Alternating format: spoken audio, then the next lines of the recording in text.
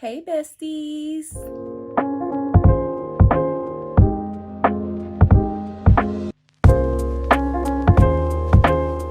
So you're ready to start your own online boutique, right? That's why you clicked on this video, right?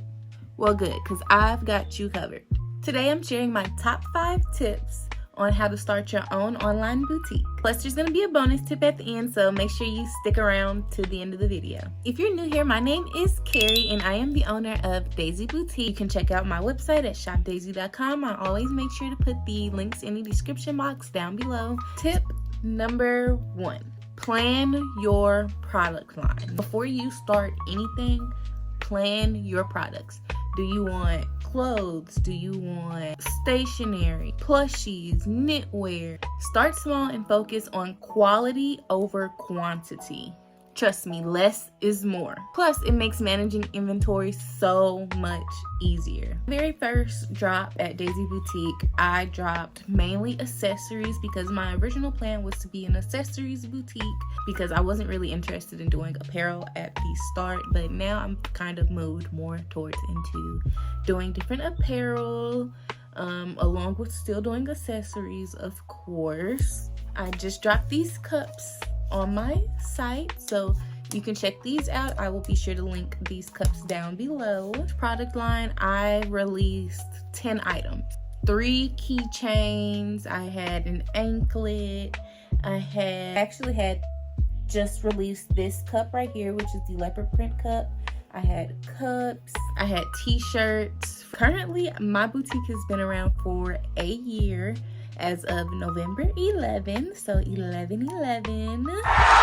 And Daisie Boutique was released online officially. I did also do sales prior to that on other platforms. Tip number 2 is to pick the best platform. For me, I chose Shopify. It is where my domain, shopdaisie.com, is hosted through, is Shopify. If you're interested in checking out Shopify, you can click the link down below in my description box. This is not an ad, by the way. I actually do use Shopify. I want to do a video all about Shopify, how to set it up, and how to design your web banners and all of that good stuff. So if you're interested in seeing that, comment down below. I want to see a video on Shopify. If you're interested in seeing some of the cool little things that you can do with Shopify, you can head on over to my website, shopdaisie.com, and you can see some of the cool little effects and cool little banners and things that you can do. Another platform that you can use if you're not wanting to handle designing your own website, you can use Etsy. Etsy is great if you're starting small and you want to tap into Etsy's existing audience and let Etsy push out your products with you. Of course, there's a little bit of a monthly fee, I believe, or I know now you have to pay to sign up on Etsy, if I remember correctly. Correct me if I'm wrong down below, or I'll correct myself right here on the screen.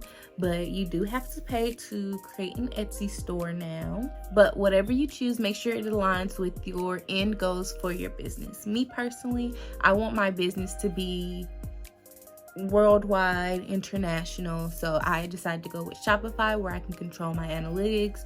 I can do my own ads, my own marketing, and all of that, and it's in my control.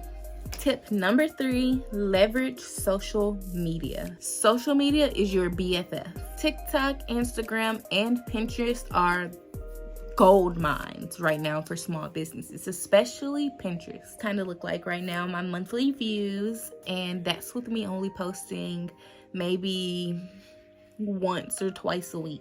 I do also have my Instagram connected to automatically upload all of my Instagram posts to Pinterest, so we can talk about that in another video if you're interested on how to set that up, automatically post that for you. You don't really have to think much about content for Pinterest. Consistency is key, however, so make sure you are posting regularly. Make sure you're engaging with your audience. Like if somebody comments, make sure you comment back. If somebody stitches your video, go over to their video and comment on it. Tip number 4, use influencers or brand ambassadors. Micro-influencers and brand ambassadors can work wonders for your small business. Partner with those people who match your brand's style, match your brand's mission or goal. I'm currently in the process of working on getting my brand ambassador program up and running. I will include a link in the bio if you are interested in applying to be a brand ambassador for Daisie Boutique. We are all about wearing what makes you happiest, so it can be anything. We do not discriminate over here. We love creativity, authenticity. We want you to be you.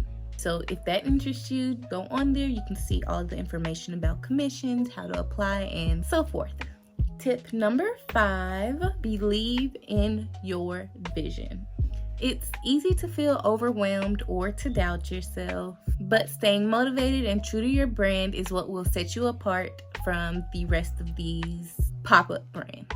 But staying motivated and true to your brand is what will set you apart from the rest. Be you, because your passion is what will draw like-minded individuals to come on over and check out your product. People connect with authenticity. So remember that. Be authentically you. Bonus tip before we go, learn as you go. Mistakes are going to happen, of course. Everybody makes mistakes. It's a part of the journey. The key is to adapt and improve.